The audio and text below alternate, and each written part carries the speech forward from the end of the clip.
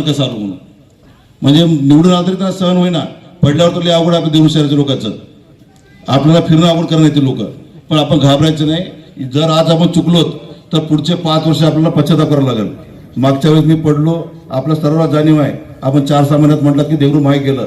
तर ह्या वेळेस जर आपण चुकलोत तर देगलूर शहराचे आपण जे देणं आहोत ते देऊ शकणार नाही. देगलूर शहरानं आपल्याला जे काय दिलंय, आपण या शहराचं काय देणं राहतो, या शहरात आपण लहानाचे मोठे झालोत. हे शहराचे सामाजिक आणि सांस्कृतिक वारसा जोपासायचं आपलं काम आहे. सर्व जाती धर्माचे लोक इथं गुण्यागोविंदाने वागतात. आम्ही व्यासपीठावर ज्या दिवशी पत्रकार परिषद होती त्यांचं म्हणणं होतं की देगलूर शहराच्या व्यापाऱ्यांना त्यांनी संरक्षण देणार आहेत. तर मी पत्रकारांना त्यांनी सांगितलं, बाबा आम्ही इथं 50 जण बसलोत, आमच्या कोणापासून व्यापारात धोका सांगा. चोराच्या उलट्या बोंबा, व्यापारात त्रास देणारे त्यांनीच, आणि मध्ये संरक्षण देतो. म्हणजे त्यांचं म्हणणं आहे की तुम्हाला व्यापाराने काय करणार निवडून तर पडलं तर त्रास देऊ. म्हणजे हे गुंडगिरी, ही भाषा आता आपण देऊ शकतो ऐकणार नाही. आणि हा भाग तर एकदम सुसंस्कृत आणि सुशिक्षित आहे. त्यामुळे आपल्या भागाच्या विकासासाठी आम्ही कुठे कमी पडणार नाही. विकासासाठी आम्ही कटिबद्ध आहोत.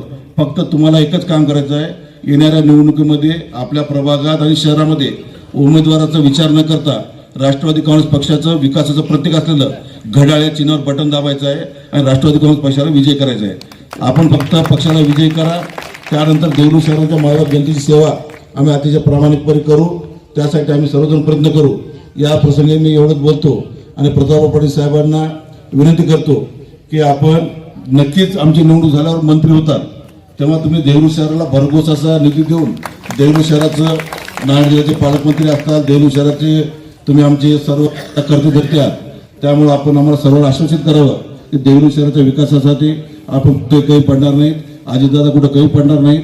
आणि आपण येणाऱ्या 5 वर्षामध्ये देगलूर शहराचा चेहरामोहरा बदलू आणि एक महाराष्ट्रात आणि राज्यामध्ये एक देगलूर शहर एक असं कुठेतरी जसं बारामतीचं नाव घेतो तर कमी कमी जिल्ह्यात तर आपलं नाव झालं पाहिजे.